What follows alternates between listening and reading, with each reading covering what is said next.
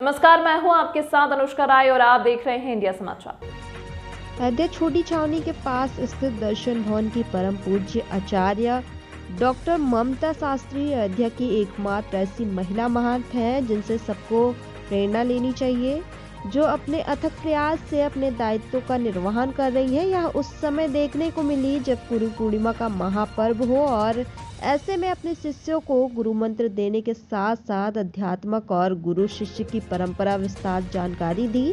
सुने इनकी जुबानी। अयोध्या से वरिष्ठ रिपोर्टर नीरज श्रीवास्तव, कैमरामैन कार्तिक श्रीवास्तव के साथ। तो भी उन्होंने अपना शिष्य बनाया, तो ये हमारे ग्रंथ में इसका प्रमाण है। ऐसा नहीं कि ये मैं कह रही हूँ, मैं प्रमाण तो स्वरूप दे रही।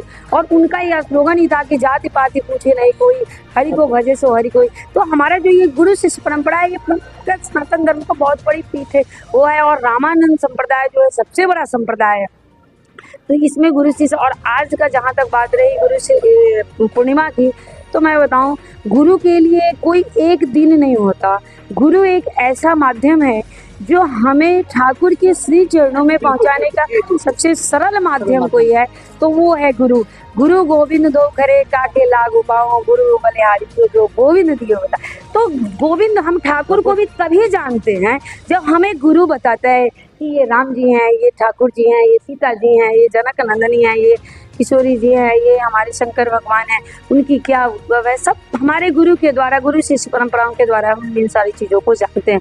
तो इसीलिए गुरु का दर्जा सबसे बड़ा दिया गया है। ठीक है, तो गुरु के लिए कोई एक दिन नहीं होता, बस एक महत्व है कि आज गुरु पूर्णिमा, ये जो पूर्णिमा है, इस पूर्णिमा के दिन गुरु की पूजा, और आज खास करके जो है ना व्यास पूजन की परंपरा है। मैं सच बताऊं तो आज जो है व्यास पूजन होती है, उसी में व्यास पूजन में गुरु परंपराओं की शिष्य है। और गुरु के लिए सबसे बड़ा धन उसका जो शिष्य होता है, वो जितना समृद्ध होगा, जितना वो अपने आप जीवन में संतुष्ट होगा, सुख वैभव से होगा, उतना ही उस गुरु के लिए होती है। गुरु को ना धन चाहिए, ना वैभव चाहिए, कुछ नहीं चाहिए। आप जैसे हमारे जितने भी अनुयायी हैं हमारे देश में, सबके लिए हम यही कामना करते हैं कि हमारे सभी शिष्य सुख समृद्धि से परिपूर्ण रहें, ताकि यह मंदिर भी उत्तरोत्तर आगे जाए। क्योंकि पूछेंगे आप कि जैसे दो गुरु होते हैं, उसे गुरु तीन माना गया है। एक माँ गुरु होती है, दूसरा जो शिक्षा ग्रहण करता है वो गुरु होता है, और तीसरी गुरु सबसे बड़ा गुरु जो होता है जो भगवान से साक्षात कराता है, वो जिस तरह साक्षात आप हैं इसमें। तो क्या अंतर, तीनों में अंतर क्या? देखिए, मैं आपको बताऊं, माँ जो है ना, माँ चूँकि हमें इस धरा पे लाती है, हमें जो ये शरीर मिलता है वो माता पिता के द्वारा ही मिलता है। तो माँ का जो ऋण है वो कभी कोई चुका नहीं सकता। बालक बालिका जो भी है, हमारे जो मानव शरीर ही मिला है वो माँ के द्वारा मिला है। तो हम जो बोलना भी सीखते हैं, राम तो हम बाद में बोलेंगे, वैष्णव मंत्र तो हम बाद में बोलेंगे, पहले तो बोलना सीखता है। तो वो शब्द पहले हमारे मुखार बिंद से माँ शब्द ही, कोई भी इतिहास में अभी तक उठा कर देख लें तो कोई भी बालक अगर अपने पहले मुख से अगर उसके ध्वनि से निकलता है तो वो माँ निकलता है। इसलिए माँ को जो है पहला गुरु माना गया है, पहला दर्जा दिया गया है। जानता बस वो सारी चीज़ें हम गलती करते रहते हैं और हम जानने की कोशिश नहीं करते। जब जानते हैं जरूर हमारे वो जो कहीं न कहीं से ज्ञान है क्योंकि यहाँ जो पूर्व सांसद विश्वनाथ शास्त्री जी का ये स्थान था, जहाँ पे उनकी कृपा प्राप्त शिष्य जो है डॉक्टर ममता शास्त्री जी हैं। और ममता शास्त्री जी यहाँ पे अयोध्या की पहली प्रथम महंत हैं, योग्य हैं, विद्वान हैं, क्योंकि डॉक्टरेट की उपाधि इनको प्राप्त हुई है। तो ऐसे महंत आपको अयोध्या में बहुत ही कम मिलेंगे जिनकी इतनी बड़ी उपलब्धि हो। और चूँकि आप यहाँ के साहित्यिक भाषा में साहित्य भी आप देखें तो बहुत विद्वान महिलाएं हैं और डॉक्टरेट की उपाधि मिली है। तो ऐसे में मैं आपसे जानना चाहूँगा कि आज यहाँ पे जो ये पूर्णिमा के अवसर पर गुरु शिष्य की परंपरा है, वो कैसे शुरुआत हुई है, कहाँ से हुई है, इसका महत्व क्या है? तो सबसे पहले मैं जानना चाहूँगा,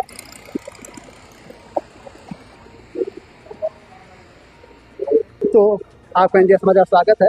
बहुत बहुत आज गुरु पूर्णिमा के त्यौहार की बहुत बहुत आपके चैनल के तरफ से बहुत बहुत बधाई, बहुत बहुत शुभकामना।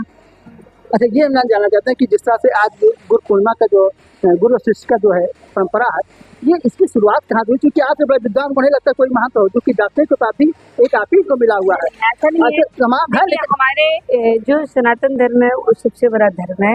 और ये धर्म आज के नहीं, सबसे पुराना, अगर आप इतिहास में जाएंगे, सबसे प्राचीनतम अगर धर्म है तो वो सनातन धर्म है। इसी से सारे धर्म निकल के अपने अपने अलग अलग उसमें बैठे हैं। तो इसलिए आज से ये गुरु शिष्य परंपरा की वो नहीं है।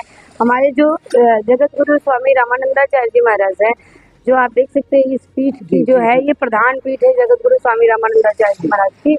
तो हमारे जगत गुरु स्वामी रामानंदाचार्य जी ने ही यहाँ से अलग जगाया था कि उन्होंने जो शिष्य परंपरा की है कि जाति पाति पूछे नहीं कोई, हरि को भजे सो हरि को। क्योंकि पहले क्या है और धर्म में कि ये जाति क्या है इसको नहीं अपनाना है, इस जाति क्या है इसे नहीं अपनाना है, इसे अपना शिष्य नहीं बना। लेकिन जगत गुरु स्वामी रामानंदाचार्य जी ऐसे थे जिन्होंने कबीर जो है वाणी सबको उन्होंने दिया। यहाँ तक कि अगर आप देखेंगे आज भी लोगों ने भ्रांतियां फैला रखा है स्त्री और पुरुष का। आज भी समाज में बहुत सारा लोगों ने इस चीज़ों को बढ़ रखा है। लेकिन आप उस इतिहास में भी आप जाएंगे तो स्वामी जगत गुरु स्वामी रामानंदाचार्य जी ने अपने शिष्य, मैं आपको बताऊं कि बहुत सारी ऐसी चीज़ें जो हम नहीं जानते हैं, अज्ञानता में हम चीज़ों को बस ढोए जाते हैं।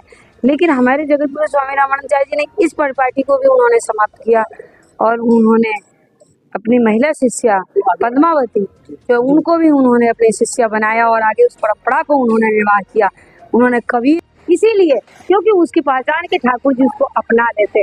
तो जो हम गुरु से दीक्षा लेते हैं उस दिन से ही हमारी पहचान ठाकुर जी के श्री चरणों में हो जाता है। उस दिन से हम ठाकुर जी के हो जाते हैं, उनमें वहाँ हमारी दाखिला हो जाती है। तो इसलिए गुरु शिष्य परंपरा की जो परिपाटी है ऐसे मौके हम यही संदेश देना चाहेंगे कि अपने जीवन में इस बात को ध्यान रखें, खास करके हिंदू समाज को इस बात का जरूर ध्यान रखना चाहिए कि जो हमारी गुरु शिष्य परंपरा है उसको जीवंत रखें।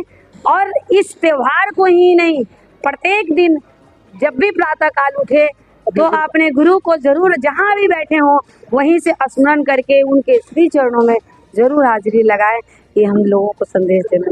तो ये देखिए यहाँ पे डॉक्टर ममता शाह जी क्या बहुत अच्छी बात बताया, गुरु शिष्य की परंपरा को उन्होंने बिल्कुल साझा करके कि किस तरह से गुरु का महत्व है और गुरु हमेशा गुरु पूर्णिमा के दिन हमेशा उसको याद किया जाता है। और गुरु की परिभाषा जो बताया है कि गुरु का जैसे स्कूल का ड्रेस बन जाता है कि किस बच्चा कौन स्कूल पढ़ता है ये उस स्कूल पढ़ता है, उसी प्रकार से जो आपने बताया इस तरह से यहाँ जो शिष्य बनाया जाता है उनके भी एक कोड वर्ड होता है, उसी माध्यम हो जाता है। तो ऐसे मौके पर आज हम तरसम भवन में आए हैं क्योंकि डॉक्टर यहाँ के जो पूर्व सांसद जी है विश्वनाथ शास्त्री जी का ये मंदिर है और के परम के पापा शिष्य हैं डॉक्टर ममता शास्त्री जी में। धन्यवाद। ये अयोध्या से नीरज शास्त्री कैमरामैन कार्तिक जननी जो ये शरीर दिया है, काया दिया है, तो माँ पहली दीक्षा। अब बात रही जो दीक्षा के बारे में, जो शिक्षा के बारे में, तो मैं बताऊं जिससे भी कुछ भी सीखने को मिल जाए वो भी गुरु, ऐसा नहीं है। और सीखने की कभी कोई उम्र समाप्त नहीं होती। हो सकता है कि बहुत इस पीठ की मैं मानती हूँ, लेकिन हमें भी बहुत सारे अपने जो परंपरागत संत हैं, हमारे जो गुरु परंपरागत से बहुत सारे ऐसे लोग हैं जो हमारे हो सकता है हमारे उम्र में भी हमसे कम हो, लेकिन हो सकती है कि कई चीज़ें उनसे भी मुझे सीखने को मिलती है। तो गुरु के लिए जो भी हमें जिससे भी कोई चीज़ सीखने को मिल जाए, उससे हमें ज्ञान अर्जित हो जाए, वो गुरु है। बात रही दीक्षा की, तो वैष्णव दीक्षा सबसे बड़ी दीक्षा है।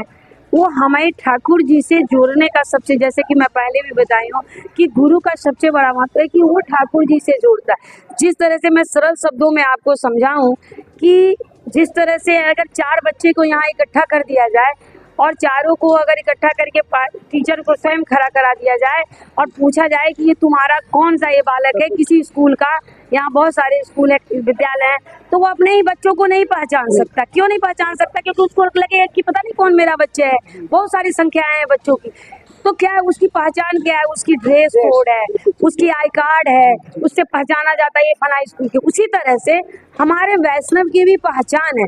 जब हम दीक्षा लेते हैं, गले में तुलसी लगाते हैं, ललाट पे चंदन होती है, वैष्णव दीक्षा मंत्र देते हैं, कान में गुरु जो देता है गुरु मंत्र, तो उससे ठाकुर जी के श्री चरणों में उनकी जो रजिस्टर्ड है ना, उसमें हमारी फिटिंग हो जाती कि अरे ये तो वैष्णव दीक्षा ले लिया, आज से ये मेरा है। ठाकुर जी मुझे पहचानने लगते हैं। जब हम जाते हैं तो मुझे बताने की जरूरत नहीं पड़ती, भगवान जानते हैं कि तो मेरा है। बहुत सारी कथाएं हैं।